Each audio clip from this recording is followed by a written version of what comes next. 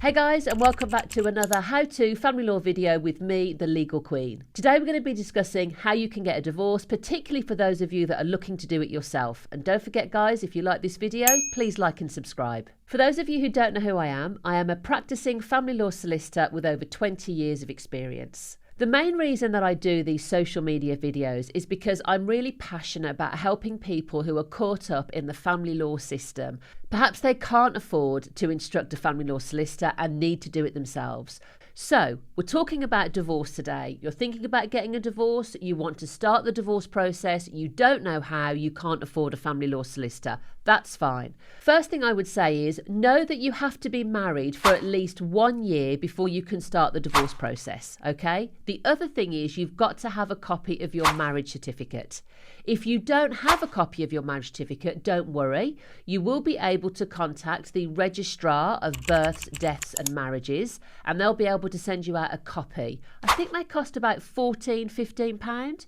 You'll have a copy within a few days and then you'll just be able to take a photograph of that and upload it onto the court website. So the first thing you've got to do is complete a divorce petition, otherwise known as a D8.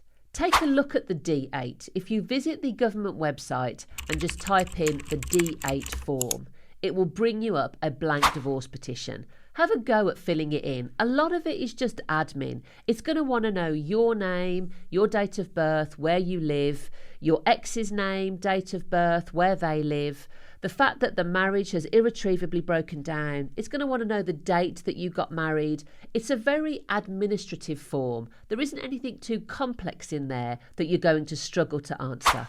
Once you've completed your D8, you'll then submit it on the government website. There's notes there that will tell you exactly how to do that. So don't worry about that. There'll be email addresses. There'll be some guidance as to how you do that, okay?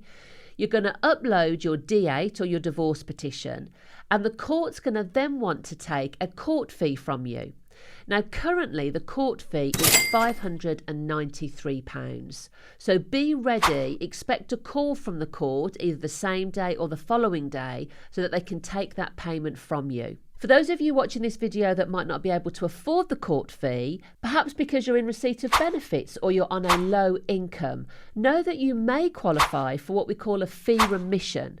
And what that means is that you may be eligible for free court fees, or that you might be able to get a discount on the court fees that you pay.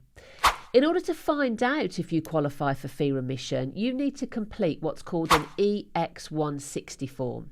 So before you start the divorce process, fill out the EX160, send it into court. Again, you can just input that EX160 form into the government website and it will show you a blank one. It will give you the details of where you've got to send that form to. Fill it all out, send it in, and the court will be in touch with you if they feel that you qualify. They will give you what's called a help with fees number, HWF number. And if you get that number from the court because you qualify for fee remission, that number is what you'll put on your divorce petition. So that when the court receive your divorce petition or your D8 form, they'll know that you don't have to pay a court fee and they won't trouble you for the £593. The only other document that you've got to upload with the D8 will be your marriage certificate. Now, the court's quite strict as to the format of the marriage certificate. They want to be able to see all four corners of that. Again, the notes will tell you all of this, so don't worry about remembering this. Once you start to read through the notes on the government website, it will be very clear as to exactly what it is that they need. So that's it. You've completed step one. You've uploaded your divorce petition. You now pass it over to the court and they will do the next step. Well, the next step is that they will send your divorce petition to your ex. They will use the details that you put on the divorce petition, whether that be an address or whether that be an email. But they will send out to your ex a copy of the divorce petition. Now, what the court's looking for here is confirmation that your ex has received the divorce petition. So the only part that your ex will play in the entire divorce process is to acknowledge that they've received the divorce. And they do that by completing the email that the court sends to them. Or if they're doing it by post, by filling out the form that the court will post to them and sending it back. So once your ex has acknowledged that they've received the divorce petition by returning what's called the acknowledgement of service, then the process passes back to you. There is a little bit of a time period. You have to wait around 20 weeks. But once those 20 weeks have passed, you can then apply for step 2. And step 2 is the conditional order.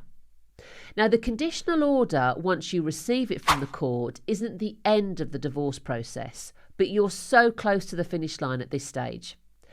One of the important things about getting a conditional order is that once you have it, you can then submit your financial order to the court. Now remember, if all you do is the divorce, you are not going to sever financial ties between you and your ex. The divorce petition won't do that. The decree absolute or the final order in divorce, they won't sever the financial ties. You must get a financial order if you want to do that. And that's really important. Not a lot of people know how to do that, or not a lot of people know that they've actually got to do that. So once you've got your conditional order, even if you've got no finances to share or no assets to share between each other, make sure you submit a financial order at that stage. You can't do it before you've got the conditional order. And if there are no assets to be divided between you, then essentially what you're looking for is a clean break order, which is a financial order. It just doesn't have anything to share between you. So it lets the court know we've got nothing to divide, but we do want to sever financial ties. Clean break order, okay? So you've applied for your conditional order. That's been granted by the court. 6 weeks later, you can then apply for your final order in divorce. Now, the terminology I'm using is for those of you that are starting the divorce process, obviously after April 2022. There are still a fair number of people out there that started the divorce process prior to that. And if you are one of those people, you'll be using the old system and a different language. So in your divorce process, it will be the decree nisi and the decree absolute. But it's the same system. You'll apply for your decree nisi first, then you'll submit your financial order to the court, and then you'll apply for your decree absolute.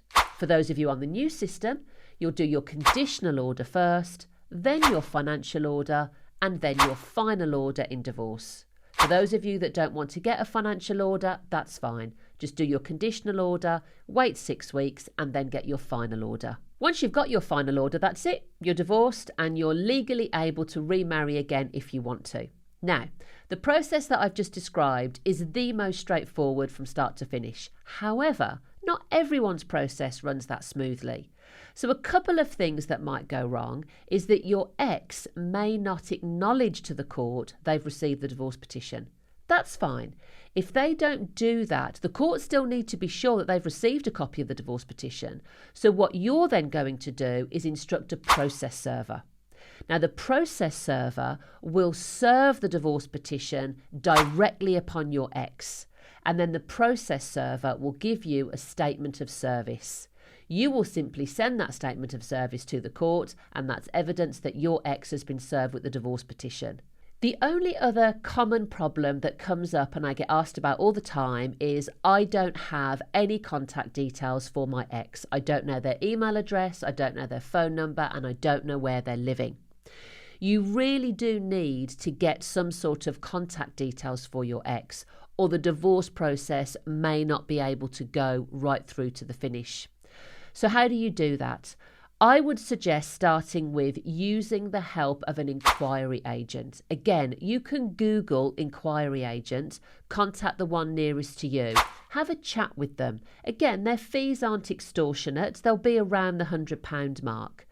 They might ask for your ex's name and their date of birth, and they have access to certain databases whereby if they're able to get an address for your ex, they will, and they'll provide you with the same.